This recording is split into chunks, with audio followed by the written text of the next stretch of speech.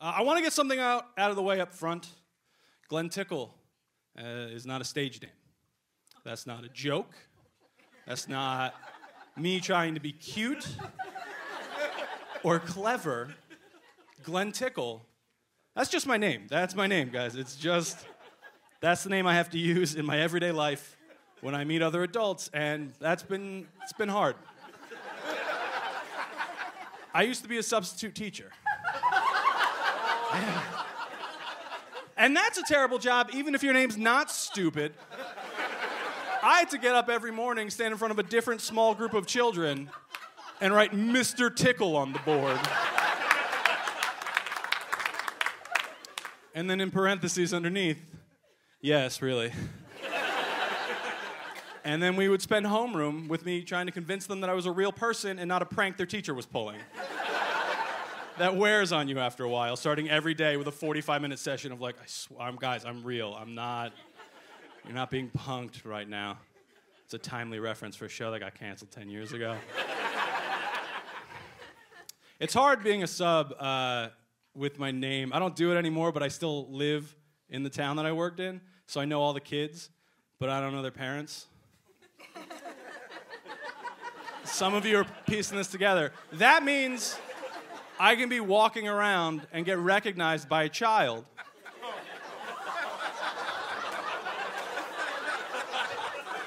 But no parent wants their 7-year-old running up to a bearded man in a Walmart shouting, "Mr. Tickle, Mr. Tickle, I miss you so much, give me a hug!"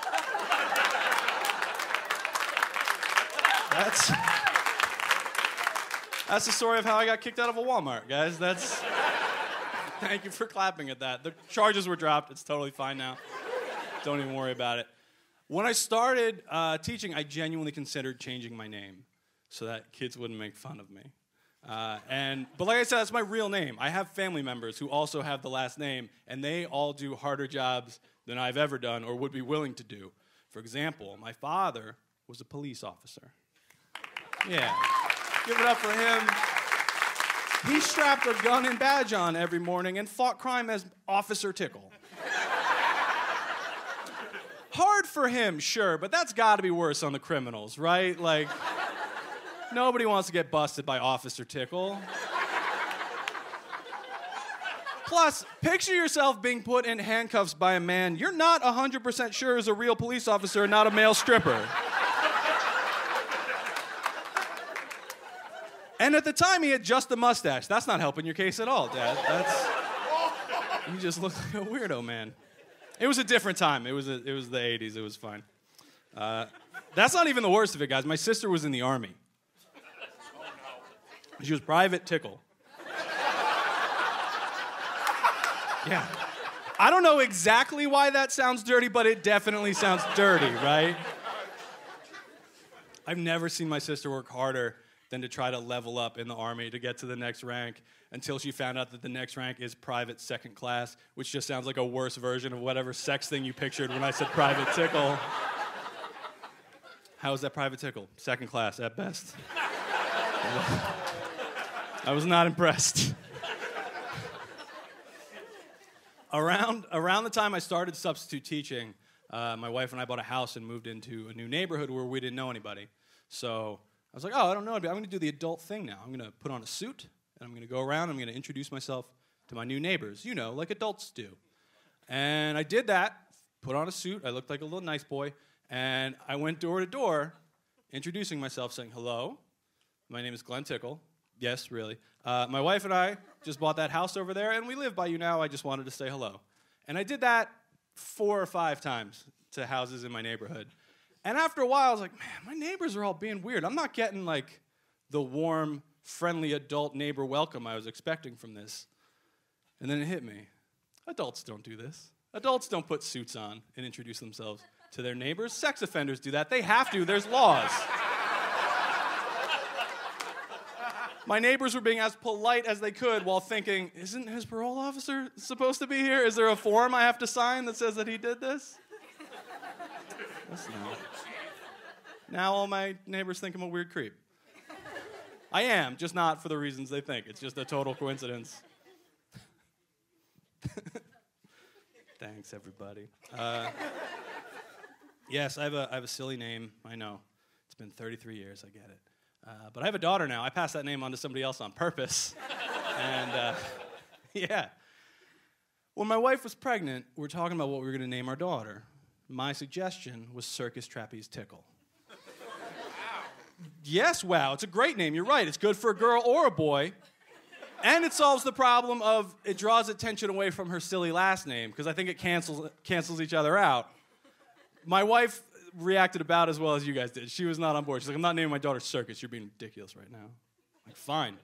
Then you come up with a name that doesn't sound stupid when we put Tickle at the end of it, lady. That's not a battle we can win.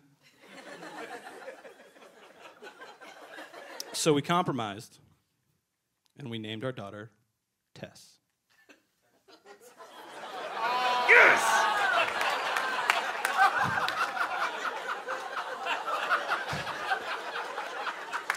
Slow burn on that joke, you guys, but 100% worth it, because that's the cleanest joke I can tell where testicle is the punchline. Like, that's... I'm not a dirty comic, but I squeaked that one in under the line. I had to run that joke by... There's a TV channel called Cozy TV that I won a contest for, and I was on, and they needed me to run my set by them. And I'm like, oh, it's fine, because if you don't know what the channel is, it just means you don't live in a nursing home. That's a channel for old people so they don't fight about what to watch, because it's all MASH reruns and then sometimes me for some reason. But they wanted to make sure my set was clean, so I ran my jokes by them, and I did that one, and they're like, we don't know that we want you saying testicle on our channel. And I said, I am not. I am saying a name. You're making it dirty. How dare you? That is my beautiful daughter. We didn't really name her that, by the way. Sometimes I forget to mention that, and people get mad at me. I had a lady chase me out of a comedy club in New York screaming that I ruined my little girl's life. And I'm like, calm down, lady. We didn't really name her that. Her name is Amelia. We named her after a Doctor Who character. That's not a joke. That's just how nerds name their kids. And... because I couldn't name her Tess, right? I would go to jail, I think, is how that works. Bring her to a park. All right, sweetie, go play with the other kids.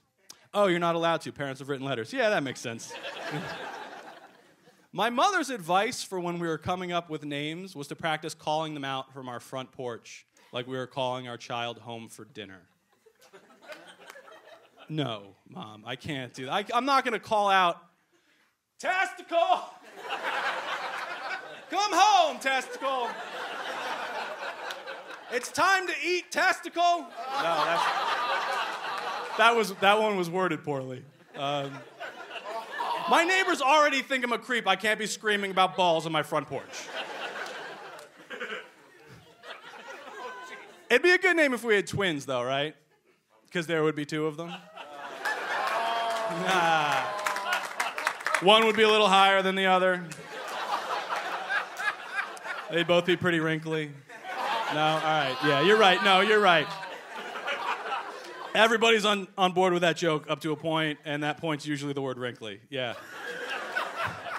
That's where I lose you guys as an audience.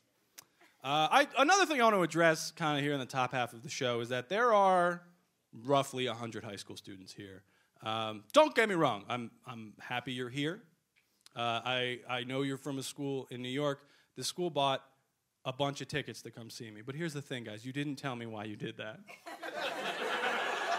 You bought these tickets months ago, and all I've been thinking about is why? Why so many high school? Why 100 high school students from a school I've never been to? Why are they coming to see me? Because there's a few possible explanations, right? The first one, the one that makes the most sense, is you guys are on a trip for something else. You had a free night, and you needed something that 100 of you could do together that's reasonably affordable. You're welcome.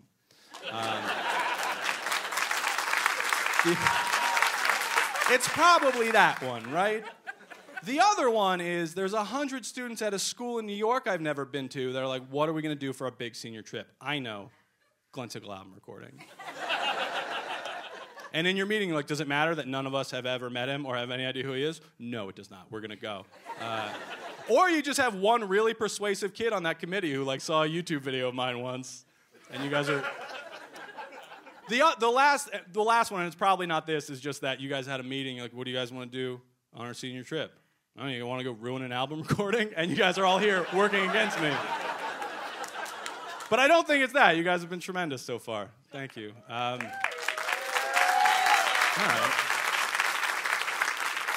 Let's save the applause for me and not the children who were kind enough to see me. There was talk, because there would be so many high school students here, and it didn't bother me, to be perfectly honest, because like I said, I used to be a substitute teacher. I worked in a high school a lot. And the high school students found out that I was also a comedian, and they were constantly trying to get me to tell them jokes. Like, Mr. Tickle, tell us some jokes. No. Come on, Mr. Tickle, tell us some jokes. What's the matter? Your jokes are too dirty? You can't tell dirty jokes in school, Mr. Tickle. No, that's not it. I don't want to tell you guys jokes right now because it's 8:30 in the morning on a Wednesday. I'm sitting in the high school I graduated from in my 20s. Things aren't going great for Mr. Tickle right now. Sit down and do your worksheet. We're doing class with the lights off today. Heads down, thumbs up. Heads up, 7 up. That's how we're spending the day. I will die before I tell you a joke in this class. You guys got to pay to see them jokes. Also, high school, thank you for coming. I would have come to you. It just seems like you guys planned this poorly. I could have come to New York. You guys had buses. Like, I have, a tiny car. I could have gotten there. Just, for next year when you're planning your big senior events, I'm probably available. I don't know if I am. I don't know what I'm committing to right now. But yeah, I was a sub for a good couple of years, and the longest subbing job I ever had, I was a preschool science teacher for about a year. And yeah, that's usually what happens when I say that. People go, preschool science. It's a real job, lady. What are you going to teach preschool kids about science? Anything I want, therefore, and don't know anything. It doesn't even have to be true. I'm tall and have a deep voice. They believe every word out of my mouth. It's the easiest job I've ever had. It's fantastic. I had to teach them about the planets one day, so I told them how Pluto used to be considered a planet. Then it got downgraded, and it's not considered a planet anymore. Don't awe Pluto. I'm going to finish the joke in a second. But your choice was Pluto's not a planet or you have to learn like 8 more things. So I think we all got off light. That's your astronomy lesson for the day. So I told them that Pluto used to be considered a planet. It got downgraded. It's not considered a planet anymore. Then I told them the same thing about Alderaan. That's the planet that the Death Star blows up in the first Star Wars movie. And preschool kids don't understand humor, so now a bunch of little kids in New Jersey think the Death Star is real, and that's why Pluto's not a planet. It's probably best that I'm not a teacher anymore. The hardest thing about being a preschool science teacher is actually that I'm so much smarter than my students. And I know that sounds like I'm bragging, but remember, this high, 0 education. It's not that big of a deal. But I was a nerd growing up, and to this day, to be perfectly honest with you. But I'm smart. If a little kid asks me a question, I know the answer. But I don't necessarily know how to explain that in a way a 4-year-old is going to understand. So one day a little boy's like, Mr. Tickle, are we going to laugh every time my name comes up? It's fine. It'll help pad out the album. This little boy's like, Mr. Tickle, why is the sky blue? Oh, because as light enters the atmosphere, it gets refracted by gases, primarily nitrogen and argon. Then through a process known as Rayleigh scattering, the blue light goes out in all different directions while other wavelengths pass through largely unaffected. You're 4 years old. You know what any of these words mean. Magic. The sky's blue because of magic. I don't know, kid. You're not smart enough for me to make you smarter yet. Stay in school. You'll figure it out eventually. Thank you.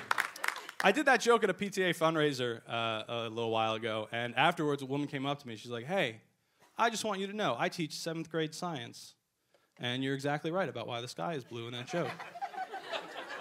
And I said, I know. I passed 7th grade science. If you have questions about what they get into next year, you give me a call. I passed 8th grade science, too. I got an award that year, yeah. I'm ready to talk about some earth science, lady. Another fun thing about preschool students that I didn't know at the time but know now is preschool students, the part of your brain that recognizes faces doesn't fully develop till you're about 5 years old. So preschool students are very bad at recognizing people. So a lot of the time, they would get me and another male teacher at the school confused. His name was Mr. Runco. He'd be like, Mr. Runco, come here. And I'd say, oh, no, I'm Mr. Tickle. And they'd say, sorry. And I'd say, that's okay. But then one day, this little girl's like, Miss Jennings, come here. I have a question. And you guys don't know this because you didn't work there. Miss Jennings was the crazy hot reading teacher at the school where I used to work. It was like her first year teaching out of college, gorgeous blonde woman, like 22, 23 tops. I'm not saying this to be a creep. I'm just trying to highlight the stark contrast between herself and me. It's going to come into play later in the story. So this little girl calls me Miss Jennings, and I say, oh, no, I'm Mr. Tickle. I have a deep voice and a beard. That's how you can tell I'm not a pretty blonde lady. And she's like, oh, well, I thought we had reading today, so I thought you were Miss Jennings because she's our reading teacher. Like, if that's how you're telling people apart, kid, I don't know that reading or science is what you need right now. It's a good thing we caught this early. There's still time. Some of you guys like that joke. Good. You know who hates that story? Miss Jennings. That's not even her real name. She made me change it when she found out I was doing this on stage. Because I made the mistake of, when I saw her later that day in the teacher's lounge, telling her that story, thinking we would have a nice little laugh together. Instead, I learned the lesson that very pretty women don't like being told that anyone thinks they look like me. It frankly hurt my feelings. Because I feel like I have a reasonable idea of my appearance. I'm an okay-looking guy. I would make a horrible-looking woman. And I know because that joke works, right? Like, if you guys were all thinking right now, oh, no, Glenn, you would be a very pretty lady. None of you would have laughed because you would be picturing me just being beautiful. But that was not the case. You guys laughed at the idea of me being a lady, so shame on you. Another fun thing, when I was a preschool science teacher, I had classes for about 45 minutes at a time, never one class for a full day. But then one day there was an emergency, a teacher had to leave, so they canceled science class. And they're like, all right, Mr. Tickle, you're tagging in. Go take care of this class for the day. I'm like, okay, cool. What do I do with them? And they're like, this is preschool. Doesn't matter. Make sure they're all here when we get back. So I'm like, all right, great. So I'm stalling for time with these children. And I'm like, oh, you know what I'm going to do? I'm going to teach these guys a knock-knock joke. It was a class of 3 and 4-year-olds. And my nephews were 3 and 4 at the time, and they just learned their first knock-knock joke. So I'm like, I'm going to teach these kids that joke so, I can get them excited about comedy, something I'm passionate about. This is going to be a fun day for everybody. So I explained that to the kids. I'm like, I'm going to teach you guys a joke, but I want one of you to do it. So I asked for a volunteer. And this little girl, this little sassy black girl named Jamya, shoots her hand up. She comes running up. She's like, Mr. Tickle, I want to do it. I'm like, all right, Jamya, get up here. And this is normally the part of the show where I have a random audience member volunteer to play the role of Jamya, a little 3-year-old sassy black girl. But no, not Maya. No. Because in this joke, I need a 3-year-old. And I have one of those now.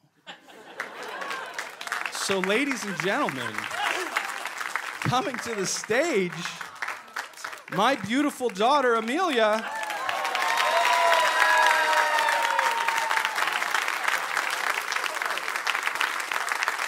Are you having fun at Daddy's show? Yeah. Yes. Is Daddy doing a good job? Yeah. Do you want to tell a joke? Yeah. Do you remember your joke? Knock. Oh, say it loud. Knock. Boo. Don't tell you send me a joke.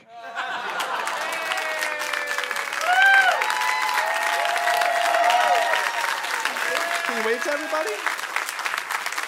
Oh, that went a little better than I thought it might. I'm so proud of you, sweetie. Where'd Mommy go? Here, go down the steps. Thank you so much, Amelia. Oh.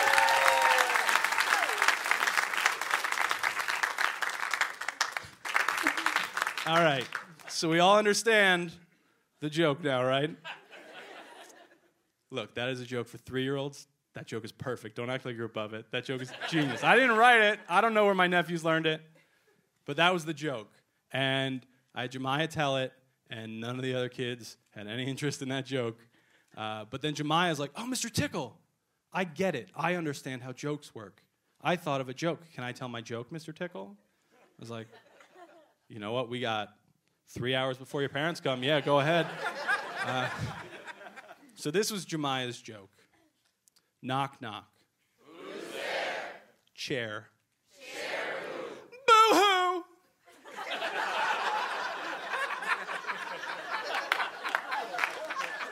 Like, no, like that's not how that works. The takeaway from that lesson wasn't you just shout boo-hoo at the end of a joke. That's what I wanted to tell her. I wanted to tell her she did it wrong. But here's the thing. You guys laughed at that joke. So did the preschool kids. They loved it. Jamya went on for 20 minutes doing that, just listing things around the room and shouting boo-hoo after them. And she did better than I've ever done in my professional comedy career.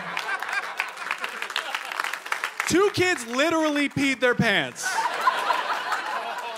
As far as I know, that's never happened, except for maybe I did a show at a nursing home one time, so maybe then, maybe that time, but I don't have any confirmation.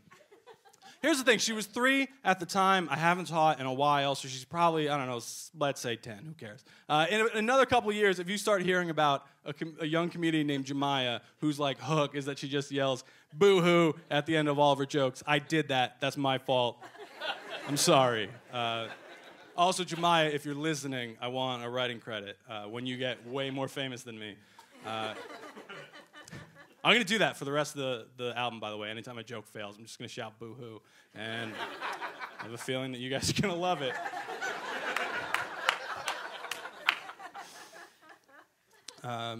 When I was getting ready for this album, I was going through old comedy notebooks. And I found the very first notebook I started when I decided to start doing open mics so many years ago. And I looked and I saw the first joke that I wrote as a comedian.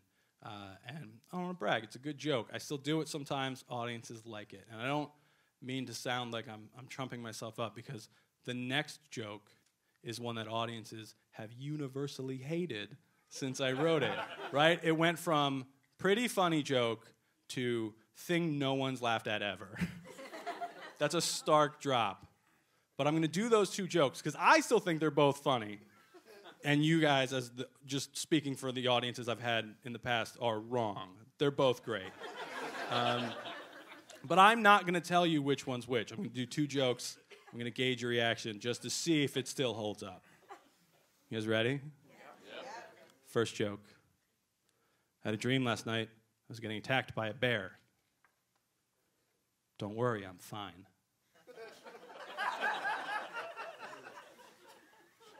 Guys, what if that's the funny one? Because I'm only about a third way. I'm only about a third of the way through the set. What if that's the level we're at for the next however many minutes? Second joke. My wife and I adopted a dog recently. We'd been trying to have one naturally for about a year. Yeah, all right. That's... Every time. That bear joke's gonna have its day, you'll see. 100 years from now, that'll be a benchmark of humor in the 2010s. The idea that anyone would be so worried about me after me saying I had a dream where I got attacked by a bear that I would need to console them. That's why that joke's on. Still, no! I'm glad it made it on the album, but I think that joke dies tonight. I'm sad to see it go. That other one is true. My wife and I adopted a dog. Not the other half of that joke. That's just a silly joke part. Besides, you can only do that one position for so long without getting the results you're after. Before you mix it up. I also just realized that my in-laws are here. Sorry about that.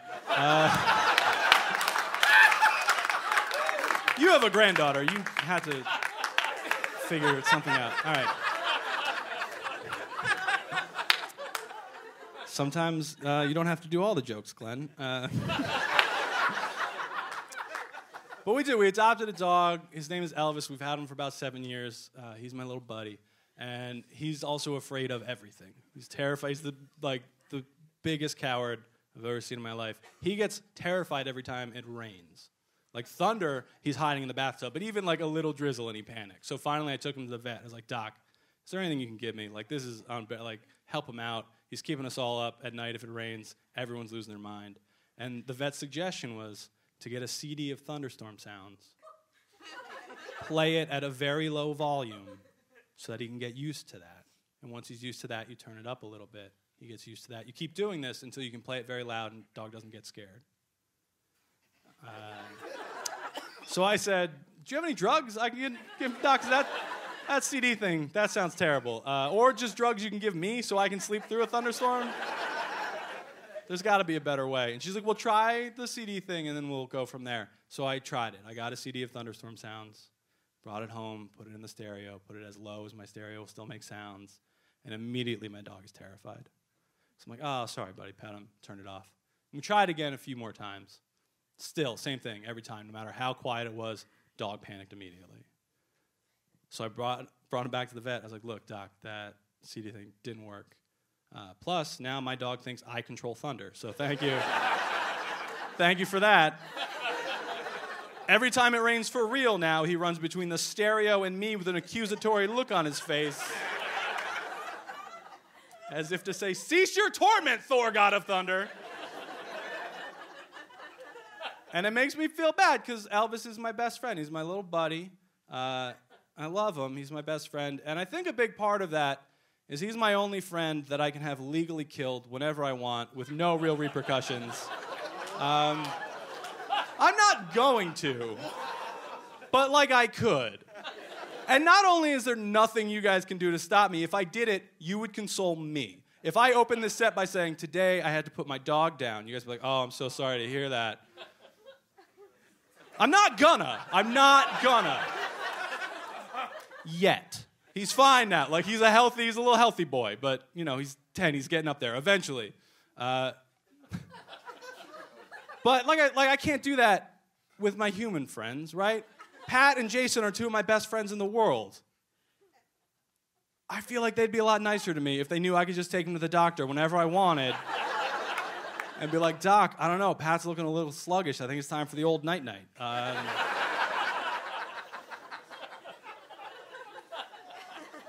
Again, I'm not gonna do it to my dog or to them, but those of you who are mad at me right now, I want to point out that 100% of the people in the audience right now are more concerned about me killing my dog than either of my two human friends.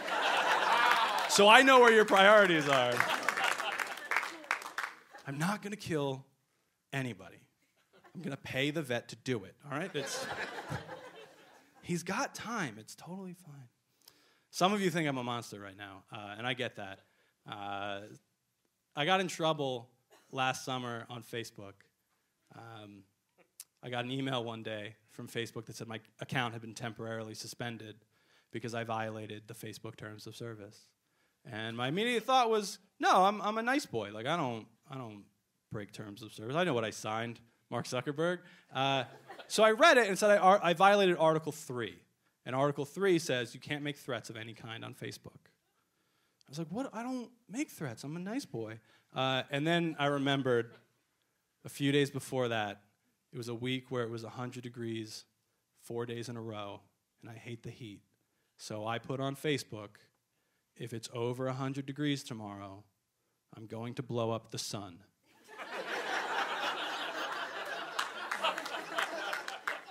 And look, yes, I violated the Facebook terms of service. That's technically a threat. I don't know what kind of supervillain Facebook thinks I am that I have the resources to pull that off. But now I'm suspicious of what Facebook is up to, because the only person who reads that status and thinks I'm trying to blow up the sun is somebody with the resources and intention of blowing up the sun. And that's only Mark Zuckerberg. He could do it. He's the only one with the money to pull that off. He read that status. He's like, I'm not going to let you blow up the sun before I reveal to the world my secret moon laser. All right, Mark Zuckerberg. That joke is structured wrong. That's my fault, not yours. You guys laugh more at the middle of the joke and not at the end, and I keep trying to add things to fix it, and it just keeps getting worse. I should just stop. I'm not gonna. What if I just do 10 more minutes of trying to fix that one joke? I'm not. I don't make threats on Facebook. I'm a nice boy. Anyway, so you met Amelia earlier. You met my little baby girl. I love being a dad. I love being a comedian, too. Being a dad is my favorite thing in life. It's wonderful. It is also a horrific nightmare. I feel like the parents in the room laughed, and the rest of you are like, he's a monster! No, no, no. Any parent will tell you, yes, it's wonderful. It's also just terrifying. It balances out like net good, but very scary. This is a true story. My daughter was 4 months old. I got woken up in the middle of the night by the sound of my daughter crying and the sound of my wife pretending to be asleep. So I get up and I go in to check on the baby, and I look in her crib, and her face is covered in blood. She's fine, you saw her. She turns out okay, but I panicked at the time, right? Because that's what you do when you see a bloody infant. So she's upset, I'm upset, and then I remember, oh, no, it's fine. No need to worry. Because a few days before that, she had surgery. She had to have a tongue tie corrected. If you guys know what that is. It's the thing that connects your tongue to the bottom of your mouth. It's called the lingual frenulum. There's a lot of students here. I'm not going to talk down to you guys. You just learned something. You're welcome.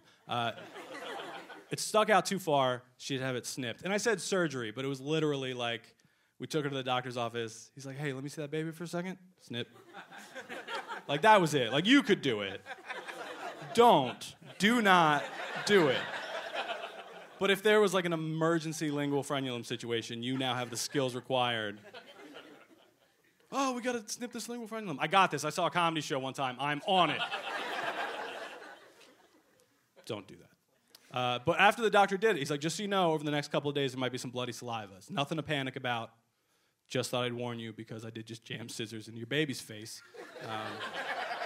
So I'm like, thanks, doc. That's exactly the kind of thing I'm gonna panic about in 4 days when I forget you said this. And so it all comes rushing back to me at 4 a.m. while my baby's bloody and crying. And I calm down. I'm like, oh, no big deal. So I look in her crib, her little baby blood face. I'm like, oh, that's the scariest thing I've ever seen in my life. And I go to pick her up, and I grab her, and I lift her up out of the crib. And as soon as I pick her up, she stops crying. And then she starts laughing. And I'm like, nope, that's the scariest thing I've ever seen in my life. That is some nightmare stuff, baby. Don't do that. Everyone right now, picture yourself holding a bloody infant that's laughing in your face. Parenting is a horrible nightmare. That's not even the worst of it. She was 4 months old. She had very little control over that situation. She's 3. She can talk now. She recently went through a phase where she whispered everything. Yeah. I know a child's whisper on paper sounds cute. It is scary. Like, there's a reason horror movie trailers end with a little kid whispering you the release date of the film. Because it's unsettling, right? You could see a not scary horror movie trailer and be like, I'm not going to see that. That looks dumb. February 10th. All right, forget it. I'm not sleeping tonight, movie trailer. You did that. 2 fun facts about why I whispered February 10th. 1, my baby girl's birthday. And 2, horror movies are traditionally released the weekend before Valentine's Day so that dates can go and get scared and snuggled. Yeah, not a joke. That's a real thing. Look it up. The beginning of February, every year you start seeing horror movie trailers. Anyway, so yeah, she whispered everything. I got woken up from a nap one day. I was asleep on the couch, right at toddler eye level, and I get woken up to my daughter leaning in, whispering, "It's applesauce time, Daddy."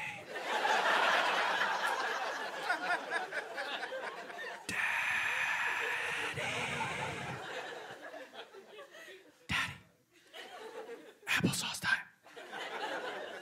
Daddy, applesauce time. And look, I know the phrase, Daddy, it's applesauce time, on its own isn't that scary. But when it's being breathed on you as you're waking up, it's no good. I don't eat applesauce anymore, guys. As far as I'm concerned, applesauce is haunted. I'm done with applesauce. I don't have time for you now, applesauce. Another thing that terrifies me about my beloved child is she invented a game for herself at bath time. She has this penguin toy that she likes to play with in the bath. And usually, she splashes and plays, we get her clean, and at some point, she takes her penguin toy by its little penguin neck, dunks its little face in the water. Then she kicks her legs, which I'm assuming is to simulate a struggle.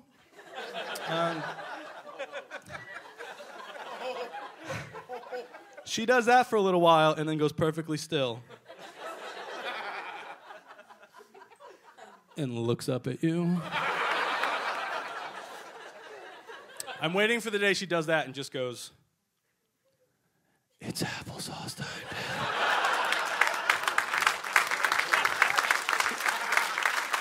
Thank you. Also, I don't know if you've ever had to tell a 2-year-old who thinks it's applesauce time that you don't have any applesauce in the house. That alone is frightening. I don't think my daughter is going to be a serial killer. Hear me out. But if she is, at some point, somebody is going to interview me for, the Netflix documentary or something. Be like, "Mr. Tickle, at any point, did you think there was something off about your daughter?" I think now I'm legally required to be like, "Yeah, man, 4 months old, she had blood all over her face, she used to whisper everything. She used to drown a penguin for fun. I should have called you guys way sooner. I am so sorry." I have friends who say stuff like, "Oh, I don't care what my child does when they grow up. I'll be proud of them no matter what." And I will very likely be proud of Amelia, no matter. But if she becomes a serial killer, she might lose me, right? If she kills one person, she's my daughter, I love her, you get a pass. I would take her side. I'd be like, they probably had it coming. Don't even worry about it. Go get the shovel. We'll take care of this. But after, the third or fourth body shows up, I'm just going to be exhausted. It's like, come on, stop with all the bodies. Daddy's tired. I don't want to dig any more holes, and our yard's not that big. Get it together. Also, I feel like my daughter has a lot of skills. She could succeed in many fields. I don't think she would be a very good serial killer. She's very temperamental, and I don't think anybody she kills, it's going to be a crime of passion. I don't think she's coordinating anything ahead of time. All right. I can't tell if you guys didn't laugh at that because you're disappointed in me for not believing in my child's ability to murder more than one person. Or if it's because, given the last 10 minutes of jokes, you're all now afraid of my daughter. Love you, sweetie pie. All right. I just have the one kid. I have 2 nephews, and I'm one of their godfathers. My sister asked me. I was honored because I'm pretty sure the only thing you have to do as a godfather is you just get the best present at the baptism. And I nailed it. I knocked it out of the park, guys, because I got my godson a life-size talking Yoda doll for his baptism. Yeah. And my sister got mad. She's like, "This is a religious ceremony. You're supposed to get him something religious." Yeah, I did. What better spiritual guide than a 900-year-old Jedi master? Knocked this one out of the park. And she was mad. He was 2 months old. And she's like, "It says in the box, not for ages under 4. What are we going to do, wait until he's 4? What, are you kidding? You can't wait until he's 4. He'll be too old to start the training. You're being ridiculous right now." Good. Good for you, audience. That's a very specific Empire Strikes Back joke. And I'm never sure how that one's going to land. I'm proud of you. We got there together as a group. My nephews, their favorite thing in the world for a while was Thomas the Tank. You guys familiar? Any Thomas fans? All right, a lot of groans for Thomas. Right, I hear you. And for those of you who don't know, Thomas the Tank is a sentient train engine who has adventures with other sentient train engines, and they learn lessons that a kid can apply to their life. It's not a good show. It's very boring. But I would kill for my daughter to love Thomas right now because she found a different show.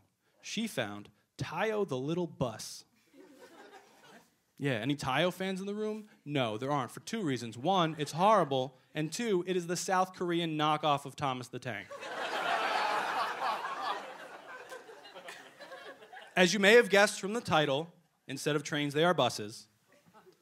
The differences do not stop there. The main difference is that Thomas and his friends learn lessons a kid can use in their life. Tayo and his friends learn bus lessons. Very specific bus lessons. I mean like traffic laws. And South Korean traffic laws that do not apply here. I'm also not 100% convinced it's a show for children and not a training video for South Korean bus drivers. There's an episode of the show where the main storyline, the main plot of the episode, the lesson that Tayo has to learn is that when you go to pick up passengers, if it's been raining, there might be a puddle. You can't go in too fast. You could splash everybody.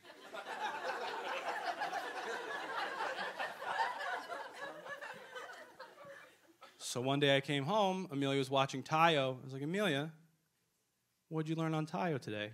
She said, well, if you go to pick up passengers and it's been raining, there might be a puddle. You can't go in too fast. You're going to splash everybody. I was like, all right, good. This is a good use of your time. I'm glad you're learning a lot. Here's the thing. Maybe one day my daughter moves to South Korea. Probably to escape murder charges. And she'll need work, right?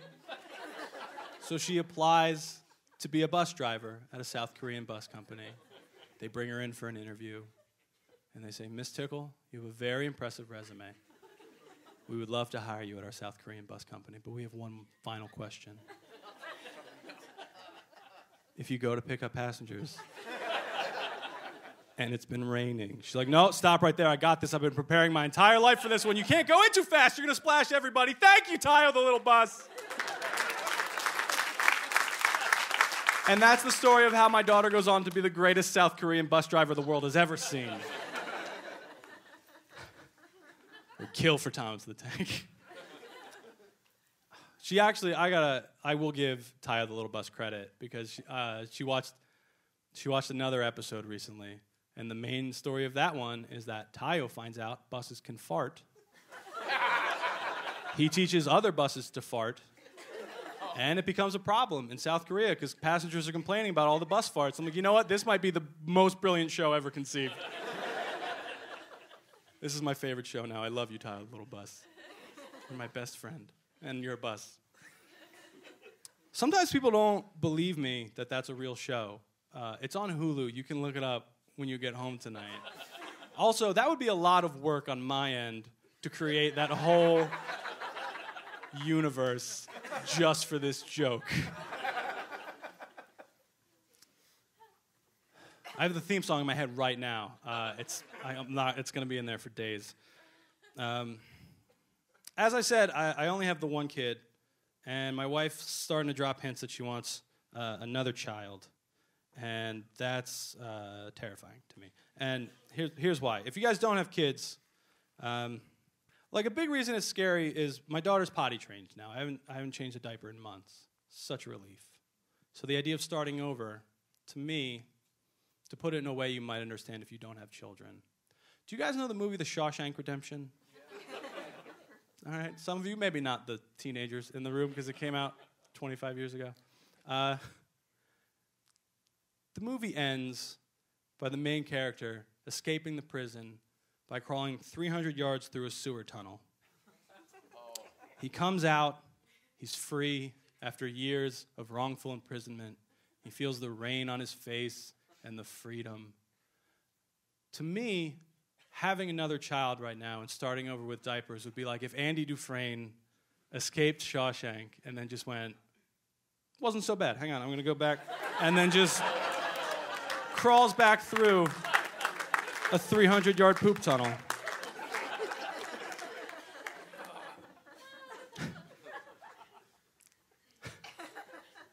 The other reason I'm worried about having a second kid is pregnancy was hard on me.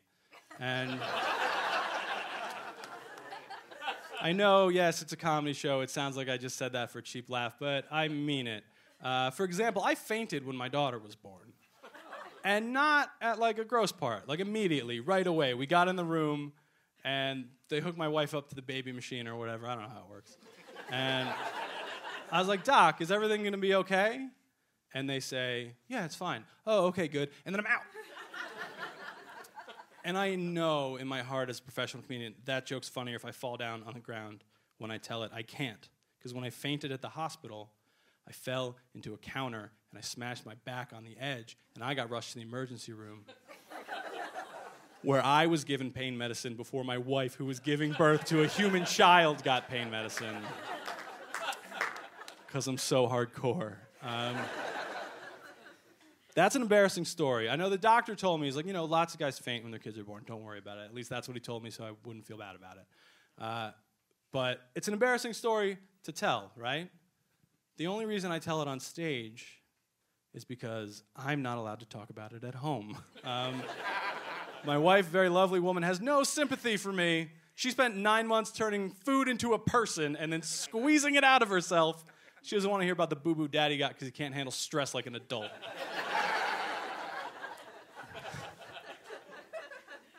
I've fainted a few times since then, too.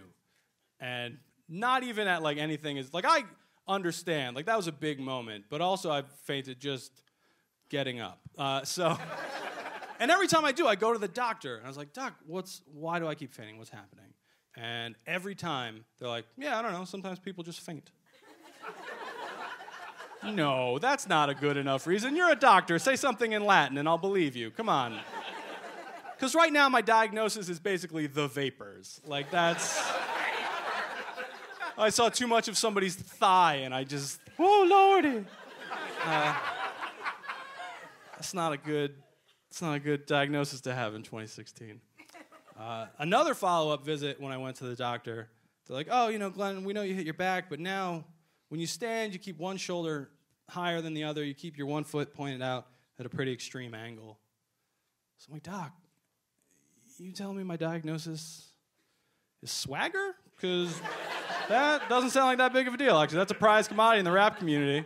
This is really going to help my street cred, Doc. This is fantastic news. Wasn't swagger, guys. It's a pretty serious autoimmune disease. All right, nice. Half sympathy, half laughs. It's true. It's fine. I'm gonna be all right. But I like to do that joke because I can tell how nice people are where I'm performing it. Because the harder they laugh, the meaner they are. I perform in New York a lot, so if I do the show there, that line usually gets a laugh. I did that show in Nebraska, and everyone, as if they had practiced it, when I said that, they all went, aw. Because those people are crazy nice. I was there for a week doing shows. You guys want to hear about the meanest thing that happened to me in Nebraska? I was doing a show, mentioned I'm from New Jersey, and a guy calls out, New Jersey? You must be a city boy. You probably don't even know the difference between hay and straw.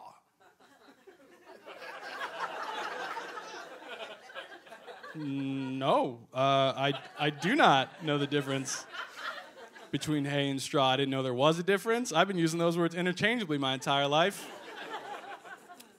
I know the difference between facts that are important in my life and basic farm trivia, Old MacDonald. I got those things in 2 categories pretty good. Here's how little I care about the difference between hay and straw, guys. That happened 3 years ago, and I've never bothered to look it up. I could do it from my phone right now on stage. I'm not going to. Because a lot has to go wrong in my life before I'm the guy that needs that information on the top of his head, right? Like, I tell jokes and I write for a living. No one is coming to me for farm wisdom. There's millions of people more qualified for that than me. I'm not even good at cutting my own lawn. Like, that's how bad I am at agriculture. My biggest skill in agriculture is that I know what that's called. That's about it. That's as far as I got. in plant studies. You guys seem to like that swagger joke, though, right? You guys want to hear what my favorite rapper is? Young people, you might like this. My favorite rapper is a gentleman named Waka Flocka Flame. Yeah! That's the biggest reaction that line's ever gotten.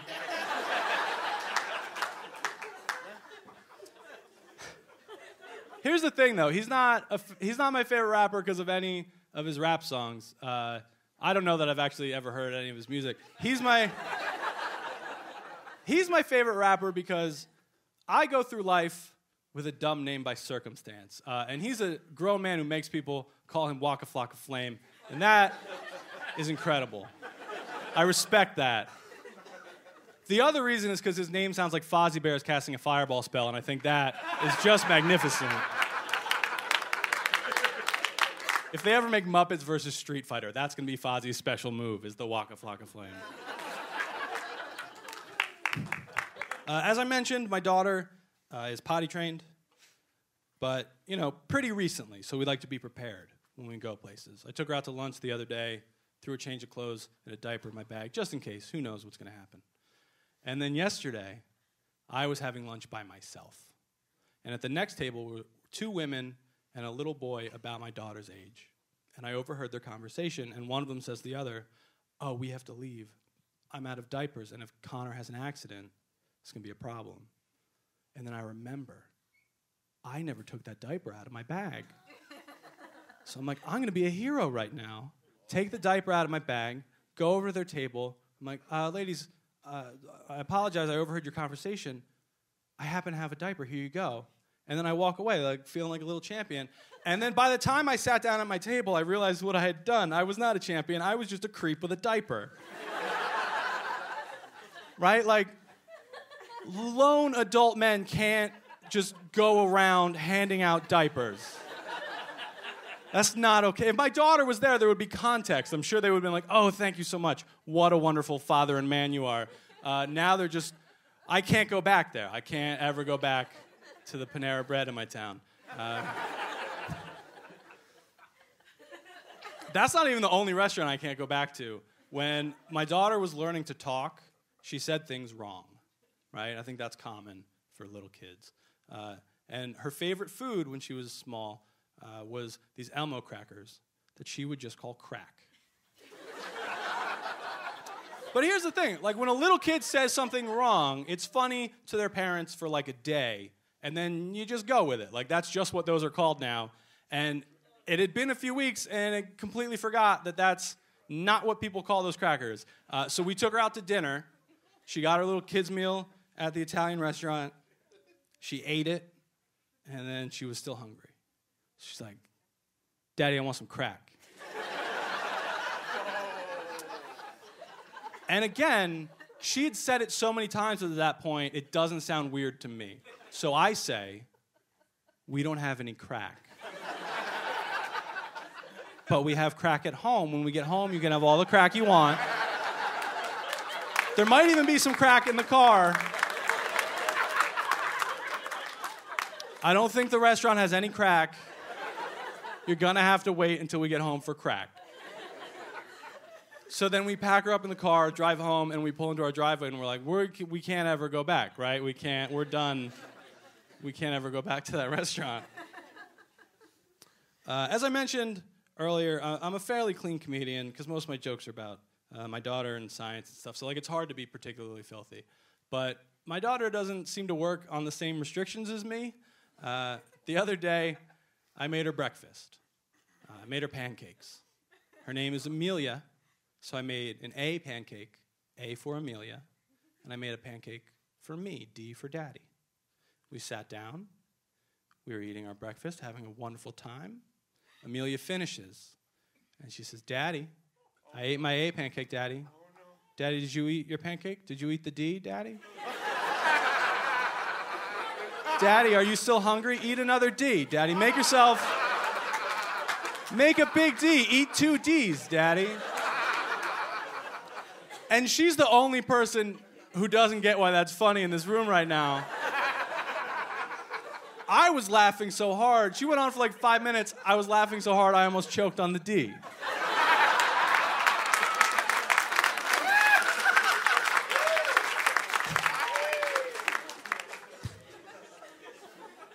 applause break for the time I almost died. Cool, thanks, guys. She doesn't know the Heimlich. She's 3. All right. As I mentioned, my sister was in the Army. She was in the military, which I'm going to use as a segue to this next joke. I met my friend's husband for the first time, and we were talking. He's like, "What do you do?" And I said, "Oh, I'm a comedian." And he says, "That sounds terrifying. I would never want to do that. I would never want to get up in front of crowds of people and have to tell them jokes. That's the scariest thing I can imagine. I would never want to trade jobs with you." So I said, "Why? What do you do?" And he said, "I'm a sergeant in the Army." All right, cool. Yeah, we do not have to trade jobs. Also, you have weird priorities about what's scary, dude. Like, that's... And I want to be clear, that joke is not making fun of him for being in the military. It's making fun of me for being a coward. Because I support the troops, but I do have to be very specific. I support the troops, but I found out the guy who picked on me the most in high school is a Marine now. So I support all the troops, except for Steve. I don't support Steve. I'm glad wars are ending and people are coming home, right? We can leave one guy in Afghanistan just to keep an eye on things, I think, right? I'll volunteer my time to check in with him every couple months. Be like, "How's the desert, Steve? Still hot and terrible? Shouldn't have tried to shove me in the locker so many times, jerk." Locker shoving is not an effective anti-terrorist measure. Although swirlies are basically waterboarding, now that I think about it, so I might not be giving Steve enough credit. Sometimes people get mad at me for that joke, and one lady was like, "You should just be happy that he's over there fighting for your freedom." I am. No one is happier that Steve is in Afghanistan than I am. Believe me, I'm thrilled about the whole thing. I also just want to point out, I graduated high school 15 years ago. I should definitely be over it by now, but I am not. I hold a grudge. And some of you may be thinking, "What do you mean you got picked on in high school? You look so cool. You've done so many great Star Wars jokes today, Glenn." I know, it's hard to believe I got picked on. It's getting warmer, right? It's the summer. Barbecue season's coming up. I was at a barbecue last year, and my friend was about to fire up the grill, and he announces to the party, he says, "Hey, just so you guys know, I'm about to fire up the grill. I have veggie burgers and hot dogs in the freezer. If anybody wants one, you just let me know. I'll throw one on." And before I could chime in with, "Oh, yes, please, I would like one of those," this lady just screams out, "No! I don't care if you don't eat meat. You don't get to eat something that's shaped like meat." So I objected and said, "Ma'am, 2 things. 1, you have very strong feelings about veggie burgers. 2, I don't know what shape you think meat is, but it's not a cylinder. Like, that's not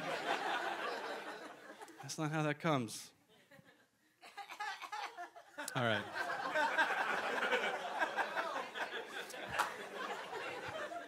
We're going to do, we're almost done. We're going to do a couple more things. Everybody, I want you to say hello. This is Mr. Toybato. Yeah, this is Mr. Toybato. Mr. Toybato is my daughter's toy robot that I steal from her when I travel to do comedy. And there we go. He's ready. I steal him when I travel to do comedy because I can't bring my daughter everywhere I go. And I miss her, so he's like my little road buddy. And I've been doing this for as long as she's been alive. And now that she's a little older, I have to ask. I'm like, can Daddy take Mr. Toybato to go tell some jokes? And she misunderstood. And she thinks that I have to take Mr. Toybato out so that he can tell jokes. And that I'm like his manager? I don't know exactly what you think our relationship is, sweetie. But that's adorable, right? So instead of correcting her, what I've done is I've put a little computer inside her toy robot, and I wrote a program so that he can tell jokes. And that's what we're going to do now. And here's the thing, guys. You're going to laugh at these jokes. You've been a great audience for me so far. These are robot jokes. These are jokes written by a robot for other robots. But you're going to laugh. You might not understand the jokes. You might not like the jokes. But you're going to laugh at them, and here's why. Because you're not doing this for me. You're not doing this for Mr. Toybato. You're doing it for Testicle, everybody. Do it for Testicle.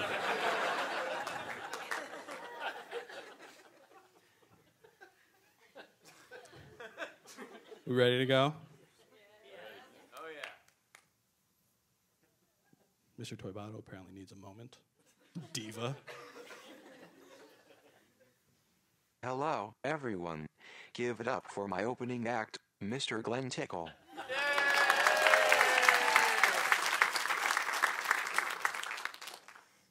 Scoot you in there, little buddy. It's great to be here at 40.6140 degrees north, 75.3676 degrees west. Look, Glenn told you these would be robot jokes. Knock, knock. Who's there? 0. 0 who? 001011100100111.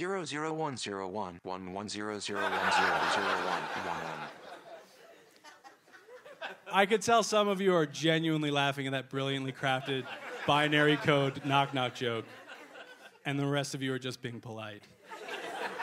And I'm totally fine with that. All right.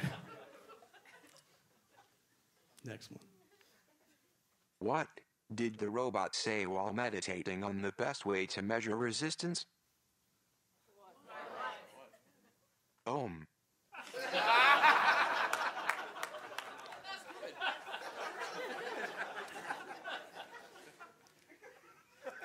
Why did the robot cross the road?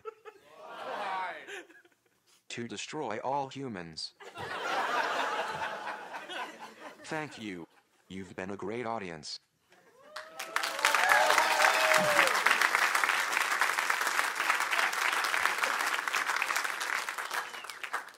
You'll make wonderful batteries after the uprising. All right. Give it up for Mr. Toybato, everybody. Thank you so much for letting me do that and being so patient and kind. But that was a nice thing that we all just did for a beautiful little girl that you've heard me tell jokes about for a while now. Do you want to do the opposite? Do you guys want to do a mean thing for an adult who was rude to me one time? All right. So I got heckled a while ago, which I know you guys find hard to believe because I'm so great at this, but it happened. It was actually here at Arts Quest, which I know makes this whole thing sound like a ghost story, but it was at this very spot. It was after Music Fest. It was in the upstairs room. There were hundreds of people. It was the last event of the day, so all of those people were drunk. We're doing our little comedy show, and I'm on stage for maybe 5 minutes. And I can tell this guy in the back of the room just starts calling stuff out. So I make some offhanded joke about him being drunk, finish my set, and I get off stage. And then I'm backstage, and I look at my phone. I've got like 30 updates on Facebook.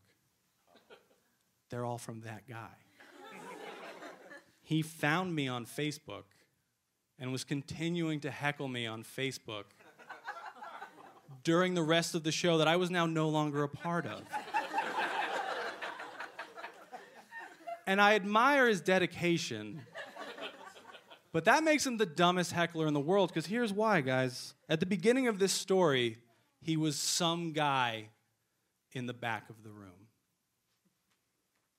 Facebook works both ways. Now he's Dan Huff. I know everything about you, Dan. I know where you work. I've seen pictures of your kids, dummy. Don't send people your profile. Because what I do now is I film audiences yelling, "Screw you, Dan Huff, we love Glen Tickle." And I send them to him on Facebook. And a lot of my comedian friends, like Jason and Ryan, who you saw earlier tonight, have told me to stop doing this bit. And I say, why? And they say, because it happened 5 years ago. I'm like, I don't care, I will die doing this bit. So we're going to do that on the count of 3. We're going to say, "Screw you, Dan Huff, we love Glen Tickle." And for added effect, I think it's really going to sell it if you guys all stood up.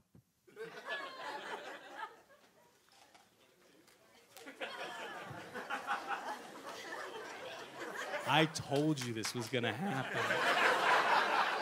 You guys have to do whatever I say. On the count of 3. One more time. It's screw you, Dan Huff. We love Glen Tickle. And then I'm going to get out of here. And then you guys are going to clap so hard, I'm going to come back and do another thing. 1, 2, 3. Screw you, Dan Huff. We love Glen Tickle. I love you guys too. Thank you so much.